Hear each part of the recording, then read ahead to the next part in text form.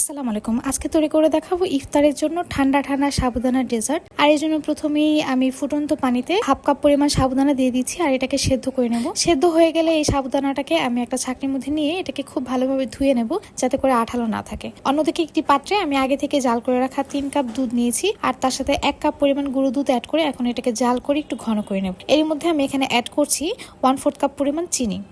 চিনিটা আপনাদের টেস্ট অনুযায়ী অ্যাড করে নেবেন। একটা বাটিতে আমি 2 চা চামচ পরিমাণ কাস্টার্ড পাউডার নিয়েছি আর নর্মাল টেম্পারেচারে থাকা দুধ দিয়ে আমি এখন এই কাস্টার্ড পাউডারটাকে গুলিয়ে নিচ্ছি। দুধটাকে খুব ভালোভাবে জাল করে নেওয়ার পর এখন যে কাস্টার্ড পাউডারটা গুলিয়ে রেখেছিলাম সেটা দিয়ে দিচ্ছি। এটা দেওয়ার পর অনবরত নেড়েচেড়ে এই দুধের সাথে মিশিয়ে নিতে হবে। এটা কিন্তু থামানো যাবে না, তাহলে দুধটা কিন্তু দলা পেকে যেতে পারে। 5 মিনিট জাল করার পর দুধটা একটু ঘন হয়ে আসবে। এটাকে একটা বাটিতে ঢেলে নিচ্ছি। সেদ্ধ করে রাখা সাবুদানাটা অ্যাড করে খুব ভালোভাবে গরম থাকা অবস্থায় নেড়েচেড়ে এই দুধের সাথে মিশিয়ে নিতে হবে। মেশানো হয়ে গেলে এটাকে নর্মাল টেম্পারেচারে এনে নর্মাল ফ্রিজে রেখে দিয়েছিলাম 1 ঘন্টার মতো। ফ্রিজে 1 ঘন্টা রাখার পর এটা আরো বেশি ঘন হয়ে যাবে।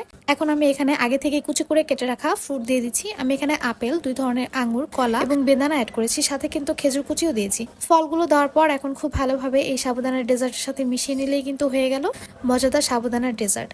এই ডেজার্টটি আপনারা এই রমজানে অবশ্যই ট্রাই করবেন।